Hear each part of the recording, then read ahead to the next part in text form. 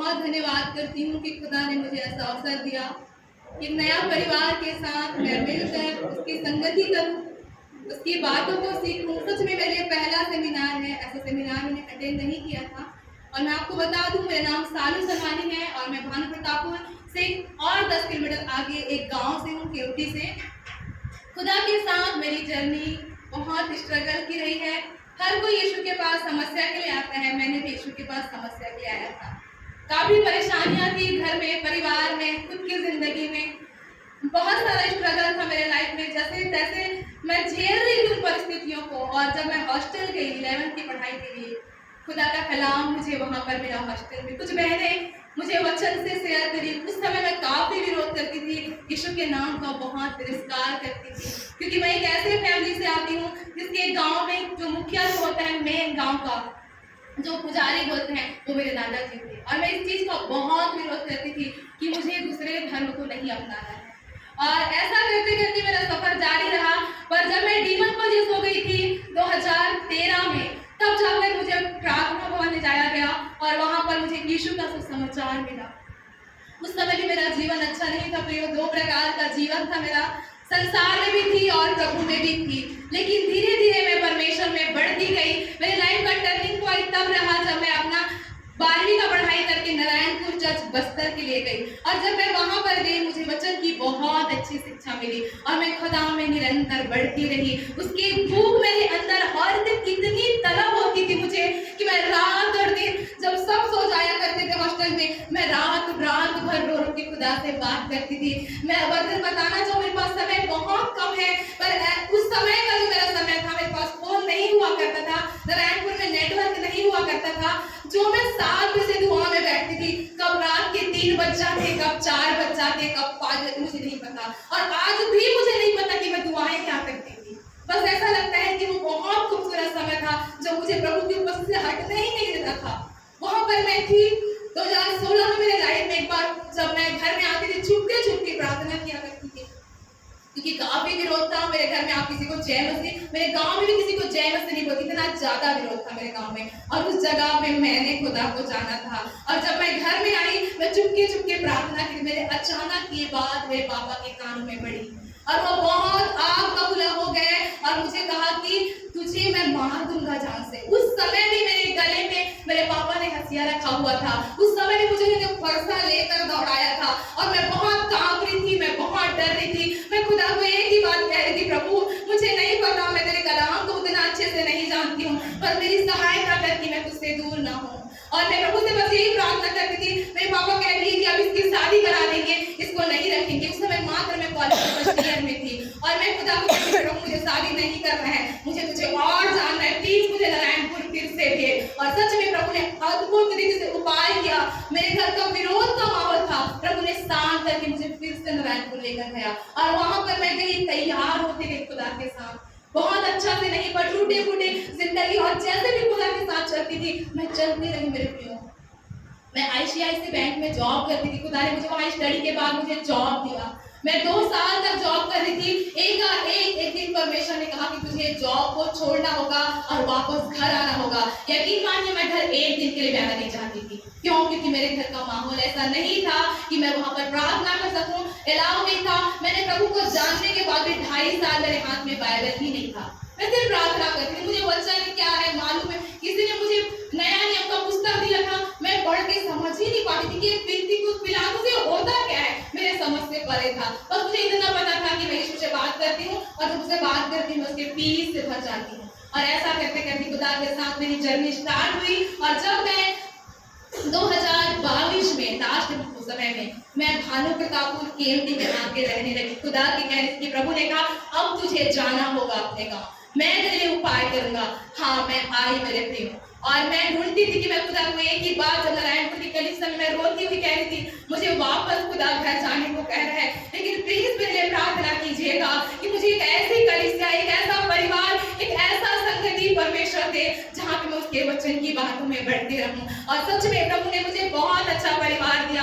Uncle के church में मैं जाने लगी, सहलेस अंकल के चर्च में। वहां जाते जाते मैंने खुदा की बहुत सारी बातें सीखी। पर मेरे घर की समस्याएं, मेरे घर की प्रॉब्लम्स दूर संसारिक रीति से हो रही थी, लेकिन मेरे आत्मिक जीवन में स्ट्रगल था। मैं प्रार्थना नहीं कर पाती। आज आप जवानों को मैं कहना चाहती हूँ, अगर आज आपके पास एक्सक्यूजेस हैं कि मुझे प्रार्थना के लिए जॉब है, टाइम नहीं मिलता, अगर आप कहते हैं मेरे घर का माहौल नहीं है, मैं बता दूं आपको, मेरे लिए प्रार्थना करने का कोई स्थान नहीं था। मैं कभी सड़कों में प्रार्थना करती थी, तो कभी मैं ट्रैक्टर के नीचे बैठकर प्रार्थना करती, कभी गाड़ी जो प्रोक्लेन हुआ जैसे भी उसके नीचे प्रार्थना करती, तो कभी मैं तालाबों के मेल के किनारे बैठकर प्रार्थना किया करती थी। रात को जब सब सो जाते तब मैं टॉयलेट में जाकर प्रार्थना किया करती थी। ये बातें मेरे पापा को मालूम चलने लगी कि ये लड़की अब नहीं बदल रही है, इस लड़की के लाइफ में कुछ चेंजेस नहीं हो रहा है। और मैं धीरे धीरे करके उन्होंने सारी बातें मेरे परिवार में फैलने लगी। मुझे धमकाया गया, मुझे डराया गया। कुछ समय तक माहौल बहुत आक्रोश का होता था और फिर वो शांत हो जाता था। मैं जब दुआएं करती थी, मैं खुदा को बस एक ही बात कहती थी, खुदा जिस दिन भी ये परिस्थिति होने देना कि मैं तेरे लिए खड़े रह सकूं, उससे पहले कभी इन परिस्थिति के खिलाफ मत करना। और सच में ऐसा ही होता था। विरोध बहुत होते थे पर मेरे पापा एक खामोश हो जाते थे। लेकिन मेरे प्रियो, बीते दिन की बात है, ये बातें चर्चाएं बहुत फैलने लगी। मेरे गांव, मेरे समाज, मेरे क्षेत्र स्तर तक भी जाने लगा। मैं जो अपलोड करती थी कुछ वीडियो या फिर कुछ स्टेटस लगाती थी अपने व्हाट्सएप पे, वो सारा स्क्रीनशॉट लेके मेरे क्षेत्र के सारे जगहों में फैलने लगा। मुझे धमकाया गया, बुलाया गया कि आप इस चीज को छोड़ देंगे। बीते कुछ महीने नहीं हुए, कुछ दिन और हुए हैं, मुझे जब बुलाया गया, मेरे लिए मीटिंग रखा गया, मेरे परिवार के लोगों ने पहले रखा कि क्या ये सच है कि तू यीशु को अपनाई है। मैंने कहा हाँ, मैंने यीशु को अपनाया है। सारे लोग जमा हुए थे। एक लड़की का उतने लोगों के बीच में बोलना बहुत कठिन था, क्योंकि मेरा परिवार जो है वो बहुत आक्रोश वाला है, पैसे में भी है, रुतबे में भी है और घमंड में भी है। और उसके बीच में हमारी जुबानें नहीं खुलती है, हम नहीं बोल पाते हैं। लेकिन कुछ जगह पर मुझे इसको स्वीकार करना था। मैंने खुदा से कहा, प्रभु होने देना कि मैं तेरे नाम को इनकार ना करूं। बस अगर ये लास्ट बार भी मुझे कहे कि यीशु को छोड़ेगी, तो मैं बस इतना कहूं कि नहीं, मैं यीशु को नहीं छोड़ सकती। सारे लोग जमा थे मेरे प्रियो, और उनके हाथ में स्टाम्प था, उनके पास न्यूज रिपोर्टर थे कि कैसे भी करके इस लड़की को धर्म से वापसी कराएंगे हम। और उन्होंने पूरा ठाना था कि कैसे भी करके हमको इसको घर वापस लेकर आना है। सब लोगों ने मुझे कहा, तेरा ब्रेन वॉश किया गया है, तुझे गाय का मांस खिलाया गया जब तू 32 वाली हुई है, मुझे कहा गया कि तुझे गाय का जो है उसका लहू पिलाया गया, तेरा ब्रेन इतना वॉश कर दिया है उन्होंने कि तुम उस चीज को क्यों नहीं छोड़ना चाहती हो। मैंने कहा मैं यीशु को नहीं छोड़ सकती, क्योंकि उनके बीच में बहुत ज्यादा बातें करना सही नहीं होते, क्योंकि हर कोई आक्रोश में था, हर कोई क्रोध में था। कोई मुझे प्यार से समझाने की कोशिश कर रहा था, तो कोई मुझे गुस्से में गालियां दे रहा था, कोई मेरे यीशु को गाली दे रहा था, तो कोई मुझे मेरे माता पिता के नाम से कोस रहा था, कोई तो मुझे बददुआ कह रहा था। मेरे पापा मुझे कहते कि ये हमेशा के लिए मेरे लिए मर चुकी है। मेरा भाई कह रहा था कि तुम मेरे लिए हमेशा के लिए मर चुकी है। मेरे को बहुत कठिन था इन हालातों में ये निर्णय लेना कि प्रभु मैं कैसे अपने परिवार को छोड़कर तेरे पीछे चलूं। मुझे ये भी आइडिया नहीं था कि मैं निकलने के बाद कहाँ जाऊंगी। मुझे ये भी आइडिया नहीं था कि अगर मुझे घर से इसी वक्त निकाल देंगे तो मैं क्या करूंगी। लेकिन मैंने खुदा से एक ही बात कही कि प्रभु होने देना कि मैं तेरे नाम का इनकार ना करूं। और समाज के बीच मैंने ये बातें रखी, और मुझे एक भाई ने कहा कि मेरी बहन तू वापस लौट आ। बहुत से लोग चर्च जाते हैं, बहुत से लोगों ने धर्मांतरण किया है, पर तू लौट आ, क्योंकि तेरा लौट आना हम तुझे प्रॉमिस करते हैं कि कल के पेज के फ्रंट अखबार में तेरा फोटो के साथ हम कहेंगे एक लड़की ने धर्मांतरण किया हुआ था लेकिन घर लौट आई। मैं उसी वक्त परमेश्वर की आत्मा ने मुझसे बात किया और मैंने खुदा को ये बातें कही, खुदा मुझे नहीं होना उस जगह पर सम्मान जहां पर तुझे अपमानित होना पड़े। मुझे वो निरादर पसंद है खुदा जहां पर तेरे नाम को ये लोग गलत यूज करें। मैंने उस जगह पर उन्हें कहा कि नहीं, मैं यीशु को नहीं छोड़ूंगी, मैं यीशु के साथ ही चलूंगी। तब मुझे सारे लोगों ने एक ही बात कहा कि आज से तू हमारे लिए मर गई है, अब तुझे इस गांव में इस घर में रहने की इजाजत हम नहीं दे सकते। और मैंने कहा प्रभु अगर ये तेरे लिए है तो होने दे। और मैंने अपने घर गई और अपना सामान जैसा था जितना मैंने पैक किया उसे बाहर निकाला गया। मेरे निकलने से पहले मुझे कहा गया जब तक ये लड़की घर से नहीं निकलेगी हम इसके मृत्यु का क्रियाक्रम नहीं कर सकते। मेरे घर के लोगों ने, मेरे घर बहुत विपरीत माहौल था। मेरी माँ मेरे पैरों के नीचे फूट फूट कर रो रही थी। मेरा जवान भाई, मेरी बहू बहुत रो रहे थे कि दीदी आपको छोटे छोटे बच्चों को देखकर तरस नहीं आता है क्या? मेरे भाई ने एक ही बात कहा, तेरे को यीशु का प्यार इतना भारी पड़ गया है कि तूने हमारा भी इनकार कर दिया। आज से तू हमारे लिए मर चुकी है। मैंने खुदा को बस धन्यवाद दिया, कुछ भी नहीं कहा। मेरे आंखों से सिर्फ आंसू बह रहे थे और मैंने कहा, प्रभु मैं नहीं जानती मेरा आज क्या है, मैं नहीं जानती मेरा कल क्या होगा, लेकिन इतना जानती हूँ जिसने आज तक चलाया है वो आगे भी तू मुझे लेकर जाएगा। मेरे प्रियो, यहाँ तक मेरी जर्नी खत्म नहीं हुई। मेरे गांव, मेरे समाज के लोगों ने मिलकर मेरे नाम से FIR दर्ज कर दिया थाने में। मेरे निकले थोड़े ही देर हुए थे और मुझे DI सर का कॉल आया कि तुझे थाना आना पड़ेगा क्योंकि तेरे नाम से धर्मांतरण के विषय में केस दर्ज किया गया है। और मैं खुदा को कह रही थी, मैं आज तक कभी भी थाने का कदम नहीं रखी थी, मुझे थाना क्या होता है मालूम भी नहीं था। पर मैं जब थाना के पास गई, मैंने खुदा को एक ही बात कहा, प्रभु होने देना कि उस DI के लाइफ में मैं तेरे नाम की जीवित गवाही देकर आऊं। मुझे नहीं पता खुदा कि मैं क्या कहूंगी, लेकिन होने देना कि तू बात करना। और मैं वहां पर गई और मैं किसी को लेकर नहीं जाना चाहती थी। अंकल का नाम दिया गया था और भी मेरे साथ कुछ बहनें गई हुई थी। मैंने सबको साइड कर दिया और मैंने कहा, आप लोग जाइए, मैं देख लूंगी। मैंने खुदा को एक ही बात कहा, खुदा क्रूस उठाने का जिम्मेदारी मैंने लिया है तो हो कि कोई भी व्यक्ति मेरे अंकल को सामने ना बुलाए, क्योंकि उन्होंने मुझे नहीं कहा था कि तू मेरे चर्च ज्वाइन कर। मैं तेरे लिए निर्णय नहीं कि मैं तेरा पीछा करूं। और मैं जब सामने DI के पास, DI से पहले मैंने थानादार से बात जब किया, बहुत समझाने की कोशिश करी। मेरे चाचा जो ब्लॉक अधिकारी अभी बने हैं, उन्होंने पहले ही कॉल करके DI को बता दिया कि बेटी हमारी घर की है, कैसे भी करके तुमको इसको घर वापसी करवाना है। और उन्होंने कहा DI ने कि मैं संभाल लूंगा इस लड़की को, आने तो मैं उनको वापस करा कर ही भेजूंगा। और जब मैं गई, मेरे को काफी समझाने की कोशिश करे, मेरे को ब्रेन वॉश से लेके, मेरे एजुकेशन से लेके, फैमिली के हर चीजें स्मरण दिलाए कि क्या क्या तेरे माता पिता ने तेरे लिए नहीं किया है। मैंने कहा, हाँ मेरे माता पिता ने मेरे सब कुछ किया है, लेकिन खुदा ने मुझे जीवन दिया है।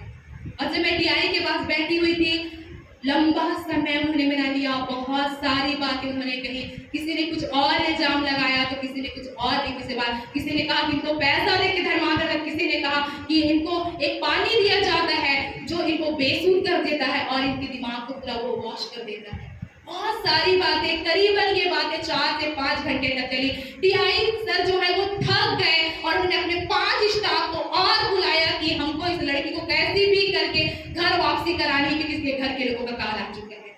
तब तक मेरे पापा पहुंच चुके थे और बहुत क्रोध में थे, बहुत गुस्से में थे, जानना चाह रहे थे कि किसके चर्च में जाती है। पर मैंने DI सर को एक ही बात कहा कि सर मैं एक जगह पे स्थायी नहीं रही हूँ, मैं 12th कहीं और पढ़ाई की हूँ, कॉलेज मैंने कहीं और किया है और मैं अब जॉब के लिए कहीं और हूँ। आप किसी को सामने नहीं ला सकते हैं, बस अगर कोई मेरे सामने खड़ा है तो मेरा यीशु है और मैं उसके लिए खड़े रहना चाहती हूँ। उन्होंने मुझे एक ही बात कहा, लड़की अगर इतना मैं किसी और को समझाता तो IAS ऑफिसर बन के निकल जाते, पर पता नहीं तेरे यीशु ने तेरे ऊपर क्या कर दिया है।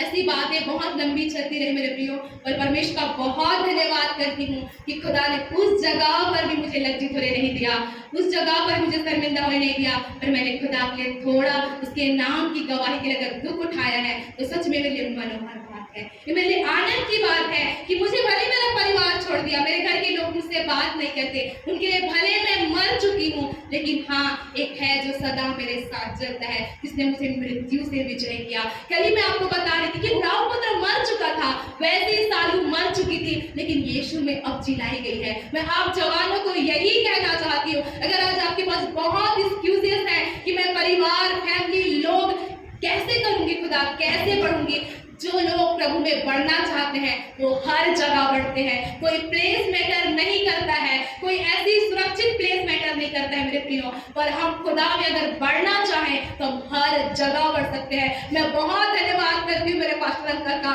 जिसने मुझे बाप जैसा प्यार दिया। मैं सोचती भी नहीं थी कि खुदा मैं निकलने के बाद कहाँ जाऊंगी। मैंने सिर्फ एक कॉल किया कि अंकल ऐसी ऐसी बातें हुई हैं। अंकल एक ही बात जब उससे मिलने आया कहा कि एक पिता ऊपर है पर एक पिता नीचे, मैं ही तेरे साथ। और मुझे गले लगाया। सच में मेरे प्रियो, हम जब खुदा के लिए दुख उठाते हैं वो बहुत आनंद की बात होती है।